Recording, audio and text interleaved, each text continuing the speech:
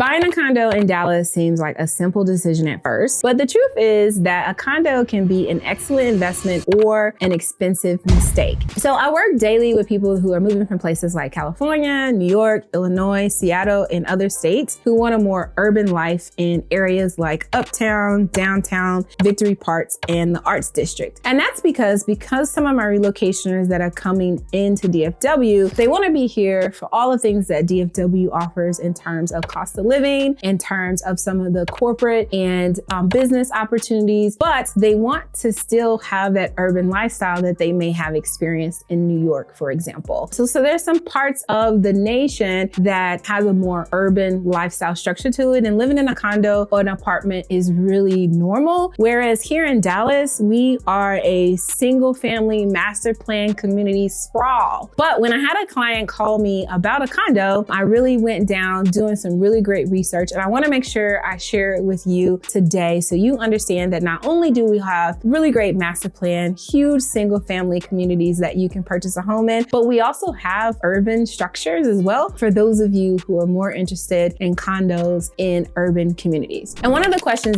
I hear most is buying a condo a good investment? And the truth is that it really depends quite a lot. Buying a condo is not automatically a bad investment. It becomes a bad investment when you're buying for the wrong reason or in the wrong building. So here's why it really matters. Condo appreciation works a little different than single family homes. Every building has its internal rules that can affect what your actual returns are. The HOA financial health can change the entire math, and some buildings hold value extremely well while others drain money quietly over time. So today you'll learn exactly which is which. When a condo can be a bad investment, it is that your plan doesn't necessarily match the building's rules. So when you're buying a condo, building rules are super important. So when you are going down this route, you want to make sure you're exploring what those really are for that particular building. Many Dallas towers in Uptown, downtown, Victory Park, and the Arts Districts have rental caps. So there are a lot of investors on the wait list. They have Airbnb restrictions, and they also have minimum lease terms. So this is limitations for corporate housing, and they also have family use restrictions. So again, the importance of reading the building rules as well as the HOA requirements for condos is super important. If you plan to live for a year and then rent it out, you may discover that a building doesn't actually allow that, or they have a wait list in order to do so in competition with your other building mates. Also, HOA realities and building financial health is super important. So typical HOA ranges in Dallas for premium towers from anywhere between 55 cents to 90 cents per square feet. And for some of the older towers, you're going to be looking at anywhere between 35 cents to 60 cents per square feet as well. Some of the key issues when it comes to HOA fees are that they rise annually. Older buildings require heavy maintenance. They have low reserves that lead to special assessments, as well as premium towers have high HOAs, but can also have some really good management. Investors can struggle to achieve their ROI that they're looking for, and lifestyle buyers typically accept this at a cost. So HOA for condos is not just amenities, and that's kind of something that if you're buying a single family home that you think about when it comes to HOA, but for condos, as well as even townhomes that I sell quite a bit of, the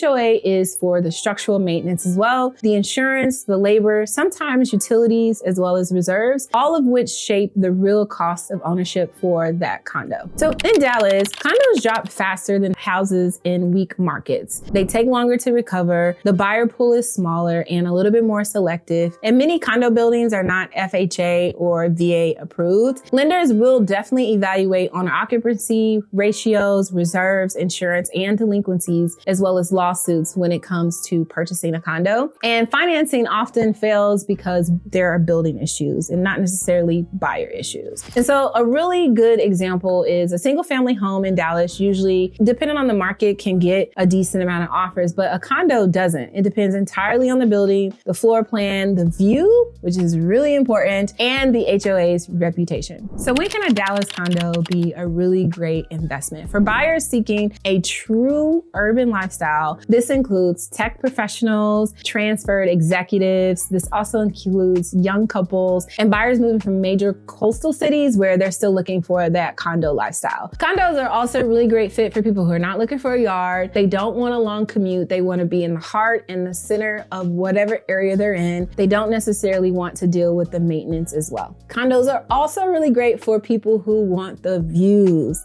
I have definitely been in some condos lately, and I'm looking forward to bringing some of those tours to you guys soon. But the views are absolutely amazing. And don't get me wrong, it's not New York, it's not California, it's not Seattle or Chicago. But even still, here in Dallas area, if you are in a high-rise condo, the views are really, really great. So people looking for really great views, amenities, walkability, as well as really great security. You're also gonna have really good proximity to restaurants, parks, and events. And for this audience, a condo isn't just a home, it literally is their lifestyle and sometimes a lifestyle upgrade. Condos are also really great for empty nesters who are looking to downsize. So you want to make sure that you are someone who values things like 24/7 security, zero exterior maintenance. You want that concierge service, lock and leave freedom, looking for something with large unit with great views, as well as social spaces that kind of replace your typical backyard. So for this type of person, a condo is both practical and in some ways emotionally freeing. So when the building itself has strong fundamentals, the right condo towers in Dallas will show really strong management. They'll have really healthy reserves in their HOA. They'll have a really good solid reputation. Again, the importance of asking around, asking the current homeowners